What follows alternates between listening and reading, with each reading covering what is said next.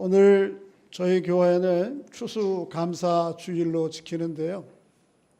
보통 한국 개신교는 미국 개신교 전통을 따라서 11월 셋째 주일을 추수감사주를 지키기도 하고요. 그게 시의적으로 좀 적절치 않은, 또 그래서 우리 추석에 들어있는 추석 전후 주일을 추수감사주일을 지키기도 하고 그렇게 합니다. 그런데 이 두 가지가 다 조금 시기적으로 안 맞아요. 그죠? 추수감사 11월 셋째 주는 다 끝나요, 추수가. 지금 에어컨을 틀어놓으신 건가요? 네. 또 괜찮으면 추우면 꺼주세요, 나중에. 그래서 11월 셋째 주는 추수가 다 끝나고, 또 추석은 벌써 지났잖아요. 그때는 이제 추수가 시작이 되어서, 그래서 우리 교회는 추수가 아주 한복판에 있는 10월 마지막 주일을 추수감사절로 지키는 게 좋겠다, 당회에서 그렇게 결정을 하고 몇 년 전부터 그렇게 지켜오고 있습니다. 오늘이 그런 날인데요. 오늘 추수감사절을 맞이해서 말씀을 통해 우리가 뭘 하나님 앞에 찬양하고 감사해야 될지 말씀을 통해 좀 살펴보기를 원합니다. 오늘 시편 110편 읽었는데요. 100편, 아주 짧은 시입니다. 그런데 이 시는 아주 굉장히 정교하게 만들어진 시라 그렇게 볼 수 있습니다. 제가 그 히브리 사람들이 이 성경을 기록한 그대의 문학적 특징들을 여러 가지가 있는데, 그 중에 하나가 평행교차 대조구조라고 하는 것을 여러 번 소개해 드렸는데, 오늘 110편도 그 교차 대조 구조에 따라서 글이 기록되어 있어요. 상당히 정교한 시입니다. 이렇게 되어 있어요.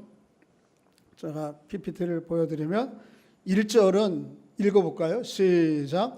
온 땅이여 여호와께 즐거운 찬송을 부를지어다. 세상 사람들만 아니고 세상에 있는 모든 피조 세계는 다 하나님을 어떻게 하자? 찬송해야 된다. 선언적으로 그렇게 얘기해요. 온 땅, 공간적인 이미지를 가지고 하나님을 찬송하자, 그렇게 얘기를 하는데, 요 1절에 상응하는 맨 마지막 절 5절은 이렇게 기록되어 있어요. 읽습니다. 시작. 여호와는 선하시니 그의 인자하심이 영원하고 그의 성실하심이 대대에 이르리로다. 똑같이 하나님의 선하심과 인자하심을 찬송하고 높이는데, 그 하나님의 성호와 권세와 영광을 영원과 대대라고 하는 시간적 이미지를 통해서 하나님의 전능하심과 아름다움을 높이자, 그렇게 이야기를 하고 있어요. 그래서 이 1절과 5절이 A와 A 다시 이렇게 상응하는 구조입니다. 그런가 하면 1절 다음이 2절과 5절 바로 앞에 4절이 또 서로 짝을 이루어요. 읽어보겠습니다. 2절 시작. 기쁨으로 여호와를 섬기며 노래하면서 그의 앞에 하나님을 찬송하는 정도가 아니고 한 걸음 다 그에게 어떻게 하자고요? 나아가자, 그렇게 얘기를 해요. 또 여기에 짝을 이루는 4절은 시작. 감사함으로 그의 문에 들어가며 찬송함으로 그의 궁정에 들어가서 그에게 감사하며 그의 이름을 송축할지. 2절에서는 그의 앞에 나가자 그랬는데, 4절에서는 그의 문으로 가자, 그의 궁정으로 한 걸음 더 들어가서 하나님을 높이고 찬양하자, 이렇게 기록을 하고 있어요. 그런가 하면 이제 이 시의 가장 중앙이 되는 3절이 이 시 전체에 가장 중요한 메시지가 들어있는 것이죠. 읽어보겠습니다. 시작. 그는 우리를 지으시니요 우리는 그의 것이니 그의 백성이요 그의 기르시는 양이로다. 그러니까 히브리 사람들이 글을 쓰는 이런 평행 대차 구조 가운데에서는 가장 핵심 중심 메시지가 어디에 들어있어요? 중앙에 들어있습니다. 중앙에. 그러니까 오늘 이 시 전체를 통해서 우리가 하나님을 찬송하고 감사해야 될 이유가 이 3절에 들어있는 것이죠. 3절에 어떻게 들어있는가 다시 한번 좀 읽어볼까요? 시작. 그는 우리를 지으시니요 우리는 그의 것이니 그의 백성이요 그의 기르시는 양. 하나님과 우리와 관계를 세 가지의 약속의 관계, 그걸 언약 관계라고 그러는데, 이 언약 관계의 근거에서 하나님을 찬송하고 감사해야 된다. 첫째는 하나님은 우리를 어떻게 하시래요? 지으신 분이에요. 하나님은 창조주고 우리는 지음을 받은 존재. 이 관계 때문에 우리가 하나님을 찬송하고 감사해야 된다. 두 번째는 우리는 그의 뭐예요? 백성이요. 백성에 상응하는 대상이 있죠. 누구예요? 왕이죠. 오늘 우리 민주사회 가운데는 이런 개념이 없지만 성경에 쓰여질 당시에 봉건사회 가운데는 왕과 백성의 관계가 있는데 하나님이 우리의 왕이시기 때문에 백성으로서 하나님을 찬송하고 예배해야 된다. 세 번째가 뭐예요? 우리는 그의 기르시는 뭐예요? 양이다. 양에 상응하는 또 대상이 있죠. 누구죠? 양이 있으면 누가 있어요? 염소가 있어요? 목자가 있죠. 목자가.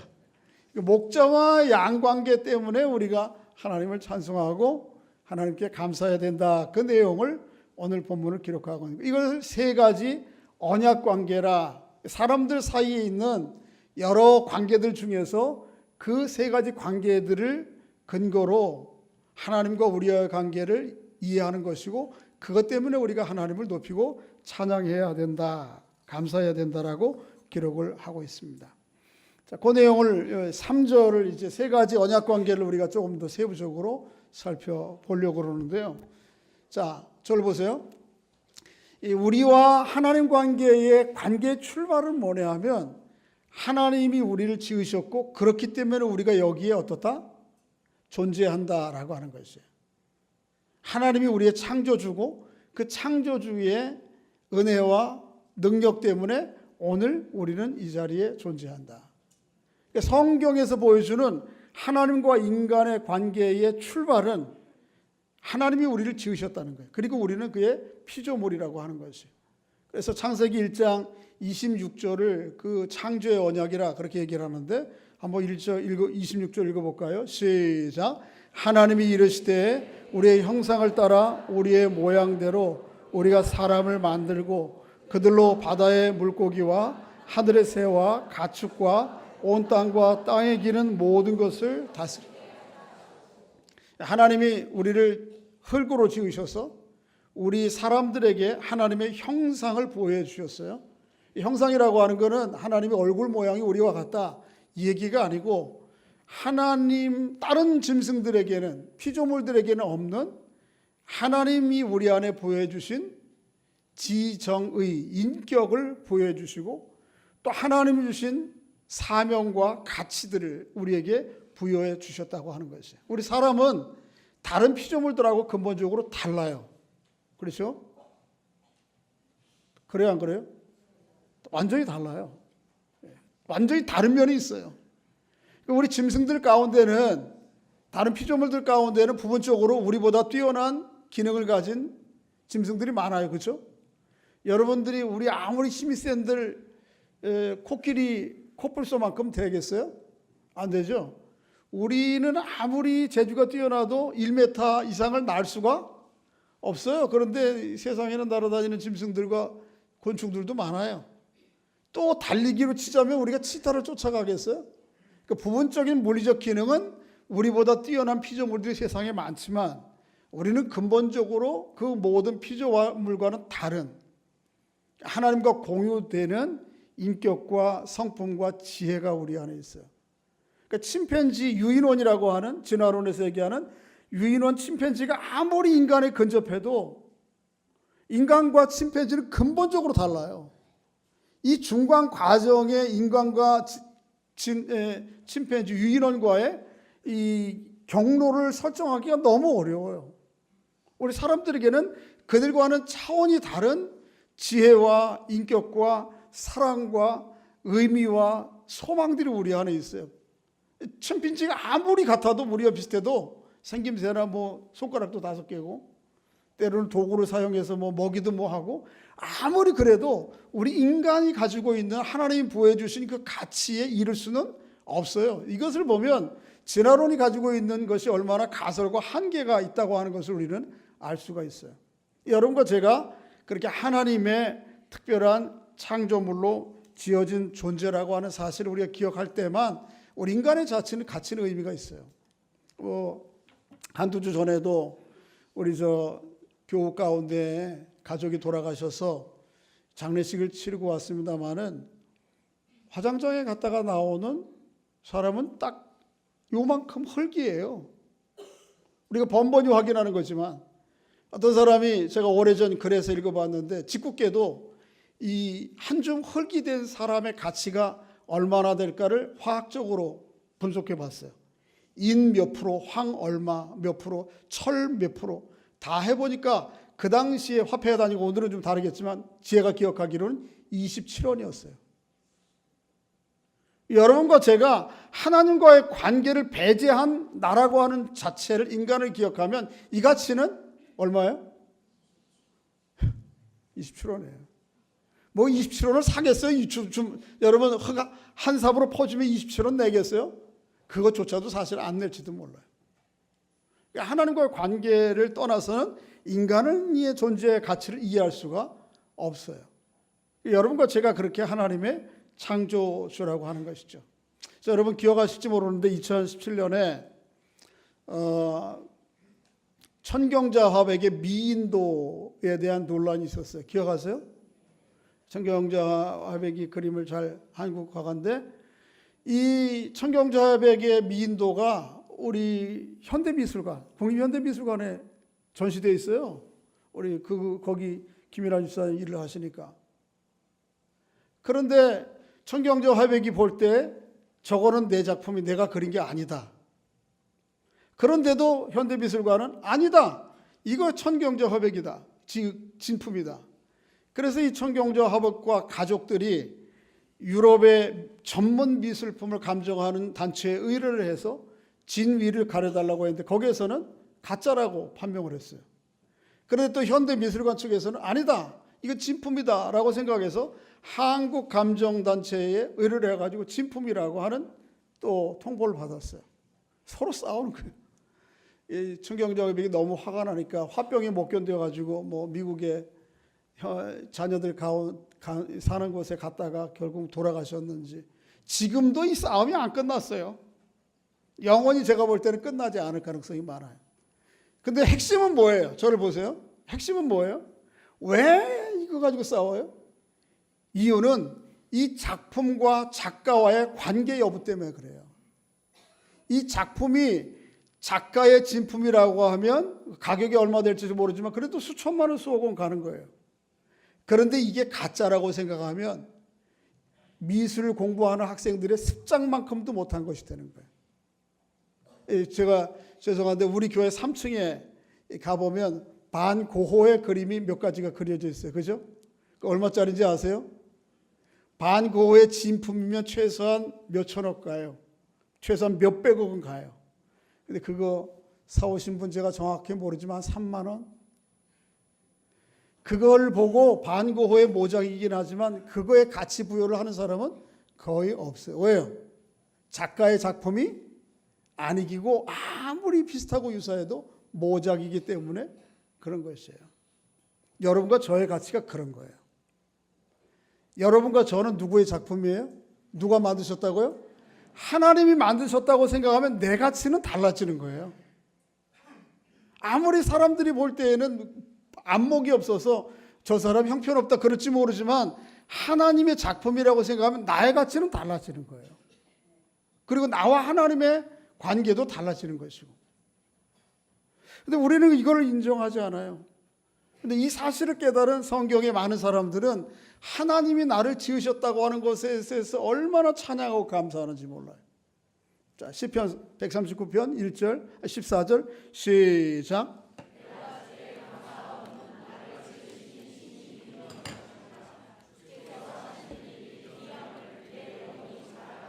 하나님이 나를 지으신 것이 너무 기가 막히다. 기묘하심이라. 옛날 번역에는 신묘막측하심이라. 너무 나를 보는 게 나를 하나님 주신 거 생각하면 너무너무 감사하다는 거예요. 한번 서로에게 한번 좀 옆을 보세요. 진짜 옆에 사람이 그런지. 그래 귀해 보여요? 보물처럼 보여요? 예? 27원은 아닌 것 같죠?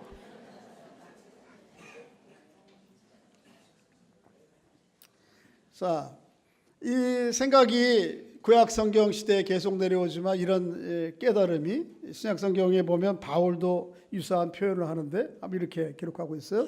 읽어보겠습니다. 시작.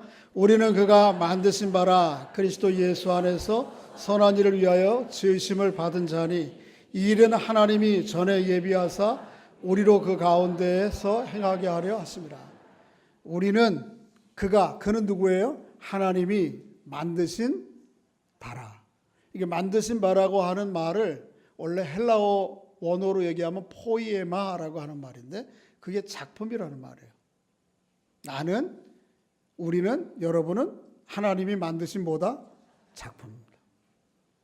자, 서로에게 다시 한번 사과를 좀 하세요. 죄송합니다. 몰라봤습니다. 하나님의 작품이셨군요. 건성으로 하지 말고 진짜. 그래서 사람들이 이 그림을 보는 안목이 몰라서 그렇죠. 요즘도 가끔 신문에 나와요. 무슨 미국의 거기 가레지 셀이라고 시장 창고에서 이렇게 집안에서 정리해서 길거리 야드에다 풀어놓고 막 팔거든요. 1불, 0.5불 뭐 이러고 해요. 그런데 어떤 사람이 20불에 샀는데 알고 보니까 누구의 유명한 작품이야. 그래서 200억이 됐어.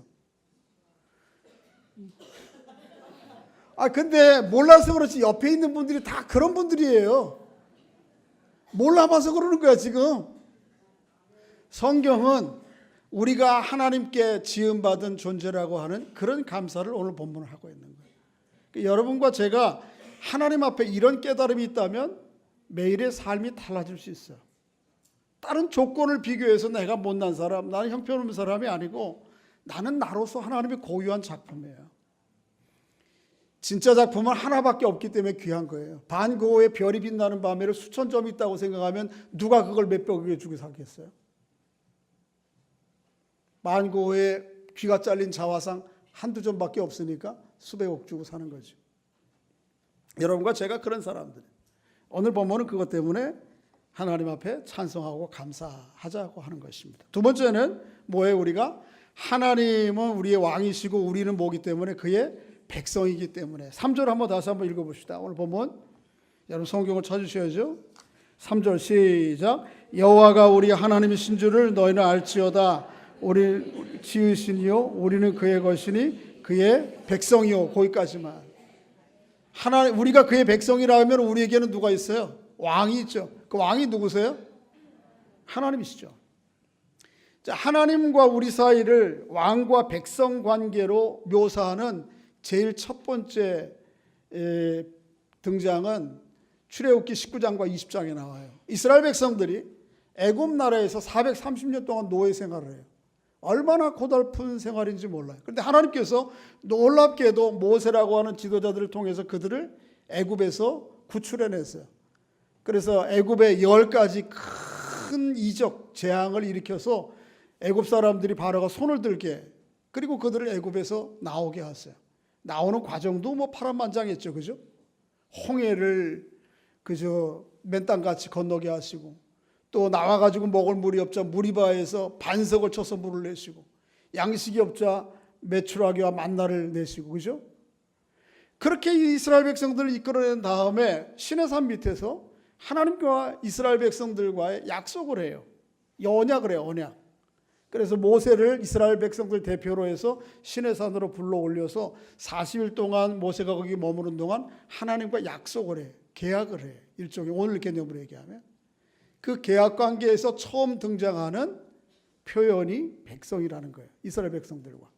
자, 출애굽기 19장 5절 6절에 있는데 읽어보겠습니다. 시작. 세계가 다 내게 속하였나니 너희가 내 말을 잘 듣고 내 언약을 지키면 너희는 모든 민족 중에서 내 소유가 되겠고 너희가 내게 대하여 제사장 나라가 되며 거룩한 백성. 세상에 있는 모든 것들이 다 하나님의 소유예요. 세상에 있는 모든 나라가 사실은 실질적으로 다 하나님의 나라야. 그런데 하나님은 그 중에서 특별히 이스라엘 민족을 택해서 그들을 하나님 백성 삼으시겠다고 그래요. 나라 삼으시겠다고 그래요. 이제 이스라엘 백성들이 이걸 오해한 거예요. 그래서 자기들만 계속해서 이스라엘 백성들이고 나머지는 다 뭐예요? 아주 형편없는 이방 사람들은 사람들이라고 생각하는데 실은 그렇지가 않아요. 성경 역사들을 쭉 보면 하나님이 이스라엘 백성들을 먼저 선택했을 뿐이지 나머지를 버린 게 아니에요. 이사야 49장에 보면 이스라엘 백성들을 택하여 이방인을 위한 빛으로 삼아 일종의 하나님 나라와 백성의 모델을 먼저 만들어가지고 나머지 모든 민족과 나라들이 이스라엘 백성들처럼 우리가 따라 살아야 되는구나 하는 것을 세상 가운데 펼치시기 위해서 그렇게 한 거예요. 근데 이스라엘 백성들은 유대인들이 이걸 오해한 거예요. 그래서 오로지 누구만? 우리만 하나님의 선택한 백성이요 나머지는 다 형편없는.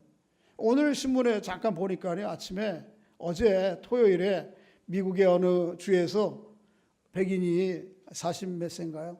유대인 회당에 들어가서 유대인들이 토요일에 회당에 모이거든요. 예배를 총기를 난사했어요. 그래가지고 11명인가가 죽었어요. 10명인가 11명인가. 그리고 여러 명이 그 부상을 당했어요.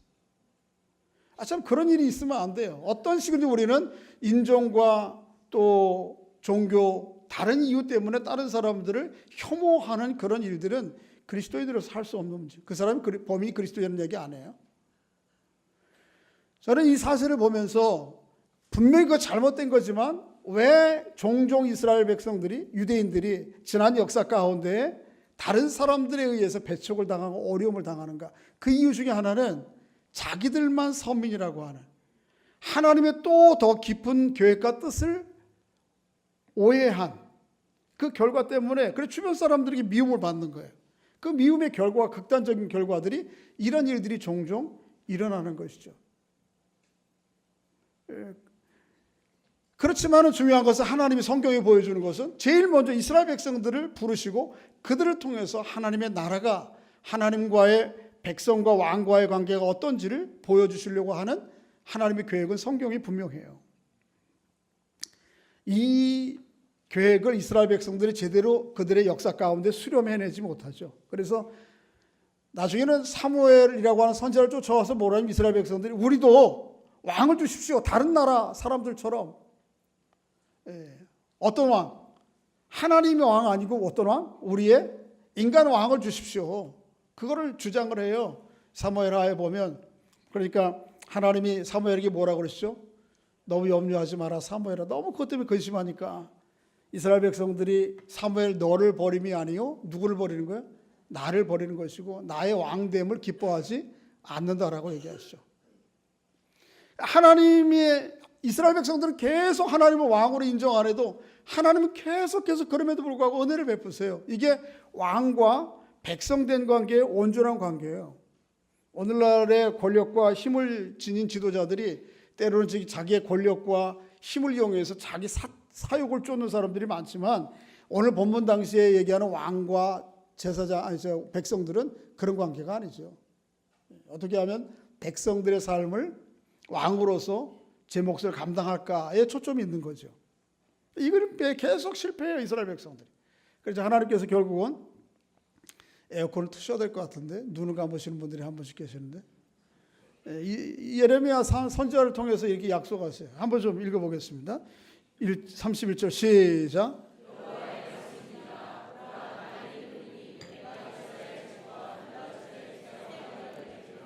이미 옛 언약은 이스라엘 백성들과 맺은 언약은 유지됐어요? 깨졌어요?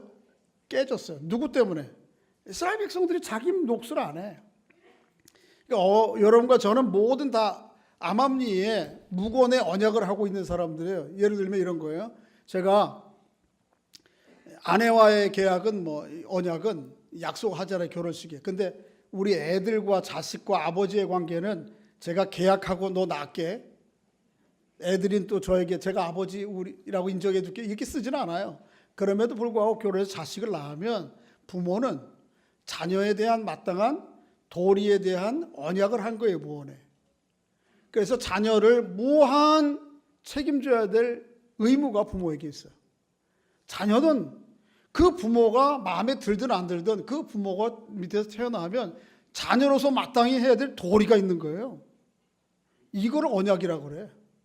이걸 안 깨야. 이거를 이스라엘 백성들은 왕과 백성 사이에서 하나님과의 사이에서 이 언약을 안 지키는 거예요. 그래도 불구하고 하나님은 계속 자기 할 일들을 의를 행하시죠. 그래서 어떻게 해요? 새 언약을 행하십니다. 새 언약이 뭔지에 대해서는 뭐 설명할 시간들이 너무 많은데 지면상 너무 시간도 없고 그래서 뛰어넘어가면 이 하나님과의 새 언약을 다니엘 선지자를 통해서 구체적으로 앞으로 올 메시아를 통해서 이 언약을 이룰 것이라고 약속을 하고, 성경은 그 마지막 최종적인 하나님의 언약을 이룰 메시아가 누구라고 얘기하죠? 예수 그리스도라고 얘기하죠. 골로새서에 보면 그런 예수 그리스도에 대해서 바울이 이렇게 얘기합니다. 시작. 그가 우리를 흑암의 권세에서 건져내사 그의 사랑의 아들의 나라로 옮기셨으니 그 아들 안에서 우리가 속량 곧 죄사함을 얻었도다. 우리는 하나님의 새로운 언약의 기초에서 흑암의 권세 아래 있던, 마치 이스라엘 백성들이 애굽의 노예로 있던 것처럼 그런 죄악 가운데 있던 우리들을 불러내셔서 하나님의 사랑의 아들의 나라로 옮기셔서 그의 뭐 되게 하신 것이죠? 백성 되게 해주신 것이죠. 바울만이 아니고 베드로도 동일한 고백을 하는데요. 한번 좀 읽어보겠습니다. 베드로전서 2장 9절 시작.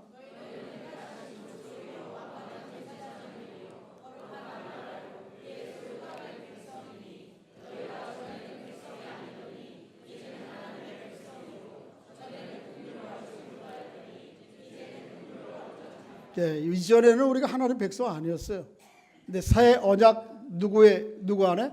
예수 그리스도의 십자가의 사건을 매개로, 그걸 약속으로, 그 예수 그리스도의 십자가와 부활의 사건을 하나님이 나를 향한 약속의 프로포즈라고 여기는 사람들에게 하나님 백성 삼아 주시는 거예요.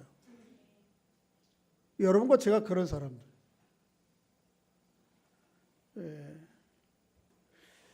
이게 한 나라의 백성 된다고 하는 게 얼마나 소중한지 여러분 좀 다시 한번 좀 생각하시면 좋겠어요. 지난 주간 중에 괌에 아주 강력 태풍이 불어가지고 그래가지고 공항이 완전히 폐쇄됐어요. 그곳에 우리나라 백성들이 몇 명 가 있어요. 지금 국민들이 1,800명이 가 있어요.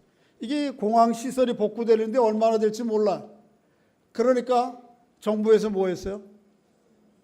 공군기를 특파해서 그 괌에서부터 가까이에 있는 사이판까지 한 40분 거리에 사람들을 이동시켜서 사이판에서는 정상적으로 이게 운행이 되니까 항공기가 그 사람들을 데려오기 시작했어요. 한 50년 전에 이게 가능했을까요? 꿈도 못 꿉니다. 재력, 능력 면에서도 안 되고 그때는 그런 거 뭐 생각 못 했을지 몰라요. 이게 뭐예요? 나라의 형편이 이전과 달라지니까 그런 거예요. 그러니까 한 나라에 이 대한민국에 속해 있다는 게 여러분과 저에게 이게 얼마나 큰 감사한 일인지 몰라요. 뭐 아무리 뭐 대한민국 헬조선 어쩌고 해도 한번 가보세요. 왜 미국 시민 되려고 그래요? 사람들이. 그러니까 우리나라 여권 하나 갖는 것도 대단해. 왜 미국 시민 되려고 그래요? 미국이 그런 면에 있어서 자기 한 나라의 국민들을 지키려고 하는, 이게 상당히 좀 정치적인 의도적인 것도 있지만 그 아주 힘을 다해서 하려고 그러거든요. 그게 자랑스러운 거예요. 그게 실제적인 유익이 있는 거예요. 터키에 미국인 목사 한 사람이 구금됐어요. 물론 이 목사 한 사람을 두고 이 미국 정부와 터키 정부에 보이지 않는 정치적인 의도들이 깔려 있어요. 그런데 이 한 사람을 두고 미국에서 뭐라 그래요? 경제 제재를 해요. 그래서 터키 경제가 완전히 주저앉게 만들어요. 인플레이션이 너무 심해서 물건을 살 수가 없고. 그러니까 결국은 어떻게 했어요? 최근에 터키에서 이 미국인 목사 한 사람을 풀어줬어요. 그렇게 함으로 인해서 양국 관계를 어떻게 하려고? 회복하려고. 이 미국 사람들이 가지고 있는 이 정신이에요. 물론 이것을 상당히 정적인 의도로 이용한 측면이 있습니다만, 그러니까 대한민국의 국민 됐다고 하는 거 이렇게 자랑스러운 일이고, 왜 미국 시민 되려고 그러냐면 그만큼 그 나라가 주는 특혜가 있는 거예요. 유익이. 세상 나라는 오고 다 가요. 한 번도 영원한 나라가 지상에 있었던 적은 없어요. 이 나라도 미국도 언젠가는 사라질지 몰라요. 지난 역사에 비추어 보면. 그런데 이 왔다가 가는 세상 나라의 백성 되는 것도 이 나라의 백성 되는 귀하고 소중한 거고, 그 나라 저 나라 백성 되는 건 소중한 건데, 여러분과 제가 누구 백성이라고요? 이것 때문에 오늘 본문은 우리가 하나님을 찬송하고 감사하자 그러는 거예요. 여러분과 제가 그런 사람들이에요. 서로에게 한번 축복 기회 주시기 바랍니다. 몰라봐서 죄송합니다. 하나님 나라의 시민권자이셨군요.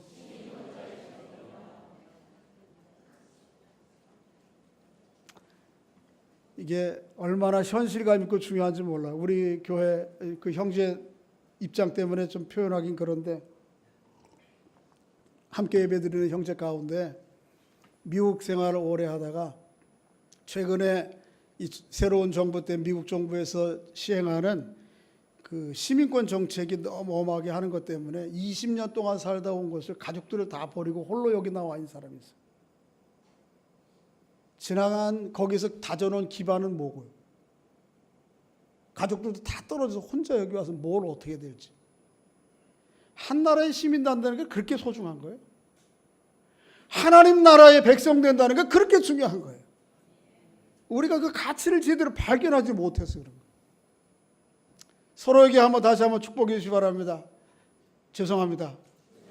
하나님 나라의 시민이셨군요. 세 번째는 오늘 본문 3절을 읽어보겠습니다. 다시 한번 시작. 여호와가 우리 하나님이신 줄을 너희는 알지어다. 그는 우리를 지으시니요 우리는 그의 것이니 그의 백성이요 그의 기르시는 양이로. 우리가 뭐기 때문에 하나님 앞에 찬송하고 감사해요? 하나님의 기르시는 뭐기 때문에? 양이기 때문에. 근데 사실 실감이 잘 안 나와. 우리에게는 우리가 하나님의 양이라고 하는 게 얼마나 소중한지. 자, 저를 보세요.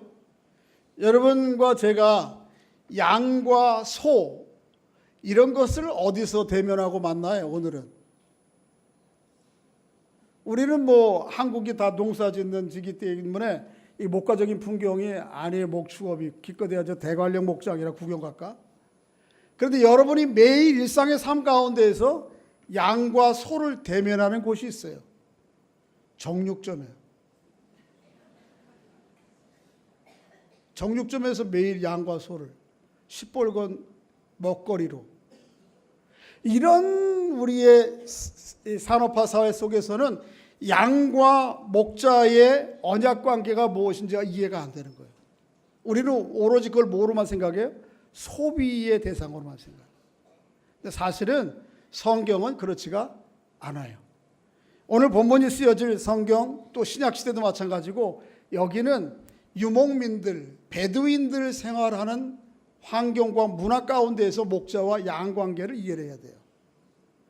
그 베두인들은 양을 가축으로 생각하지 않고 뭐로 생각하죠? 자기 가족의 한 일원이라고 생각해요. 제가 지난주에 무슨 TV를 틀다가 아이슬란드에 여행하는 프로그램 소개하는 걸 봤어요. 어떤 사람이 그 아이슬란드에 아주 척박한 땅인데 거기도 목축을 하더라고요. 그런데 한 20대 청년이 자기 집으로 초대해서 가보니까 그 안에 소들을 모아놨어요. 그런데 이 젊은 처자가 그 사진 찍는 사람한테 소개하는 거예요. 자기 소 우리에 들어가면서 얘는 이름이 정예고, 얘는 누구고, 얘는 누구, 드린이고, 소를 향해서 얘는 누구고 다 그래. 다 돌아다 이름이 다 있어요, 소들이. 그러더니 이쪽 돌아서서는 내가 이 소를 가장 사랑하고 귀여워한대, 이뻐한대. 이유는 뭐냐면 이 소의 이름하고 자기 이름하고 똑같아. 낸시. 이 소를 낸시라고 부르는 거야. 그래서 이걸 또 귀여워한대. 여러분, 목축의 배경을 가진 사람들은 이게 뭔지 이해가 되는 거예요. 예수님이 어디에 태어나셨죠? 마국간에, 그렇죠? 마국간 생각하면 우리는 개념이 저희 시골에 살 때 보면 안채가 있고 바깥채가 있고, 그저 바깥 뜰에 조금 마당 지나서 가축 우리가 있어요. 거기 있는 가축 우리를 생각하는데 사실은 그게 아니에요. 이 당시에 1세기 당시에 또 유대 문화와 생활을 아주 전문으로 연구한 케네스 베일리라고 하는 학자에 의하면 예수님 당시의 가옥 구조는 한 지붕 밑에 윗목은 사람들이 머무는 것이고 아랫목은 누구예요?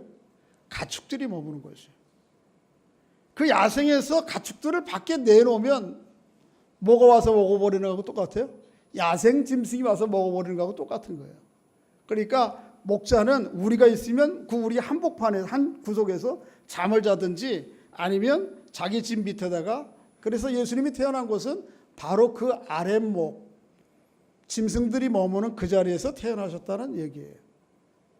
성경은 계속해서 이런 목자와 양 관계들을 얘기해요. 물론 저 양과 소들이 젖도 제공하고 때로는 뭐예요? 자기 몸도 내어주셔서 주어서 사람들에게 유익을 끼치긴 하지만 그럼에도 그 전까지는 뭐로 여기는 거예요? 가축으로 여기지 않아. 가족으로 여겨. 이 소중하게. 성경은 그런 목자와 양 관계를 하나님과 우리와 관계로 묘사하는 것들이 굉장히 많죠. 그렇죠? 여러분 가장 잘 아는 시편 23편 한번 좀 서로 두 분씩 짝을 지어서 외워보겠습니다. 여호와는 나의 목자시니 시작.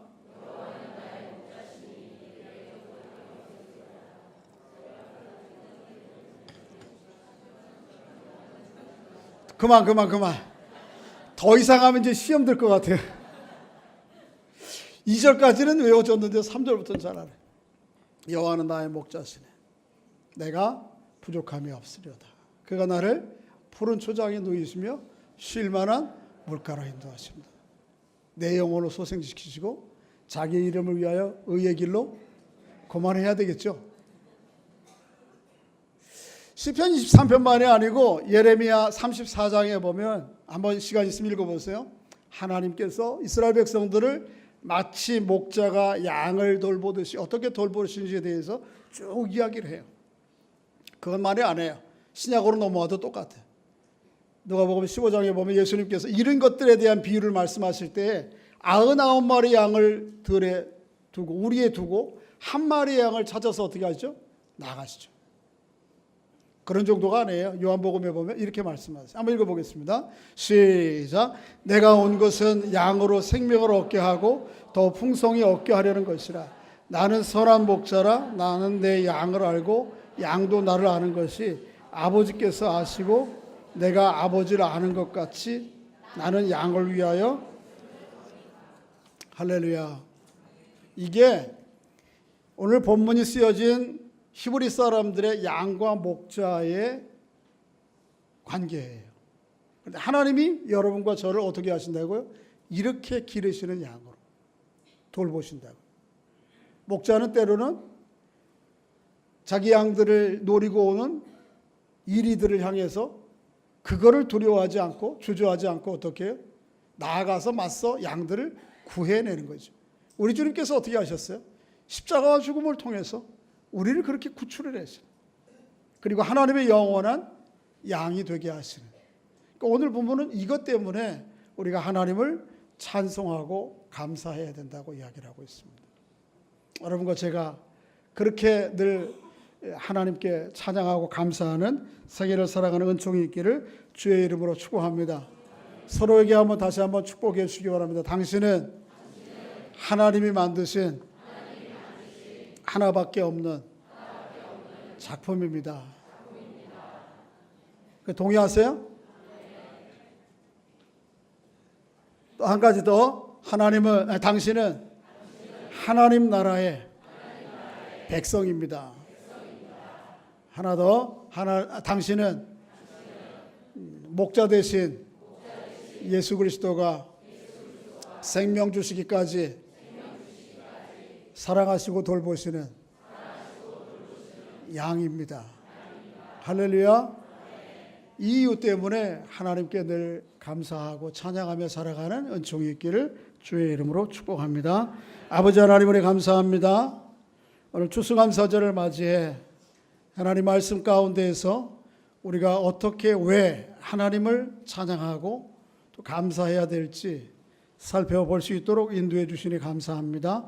우리의 마음의 눈을 떠서 우리가 하나님의 작품인 것을, 창조물인 것을 기억하고 또 하나님 나라의 백성인 것을 감사하며 하나님의 양으로서 온전히 목자 되신 주님을 신뢰하며 소망하며 남은 생애를 살아가도록 은총을 베풀어 주시옵소서.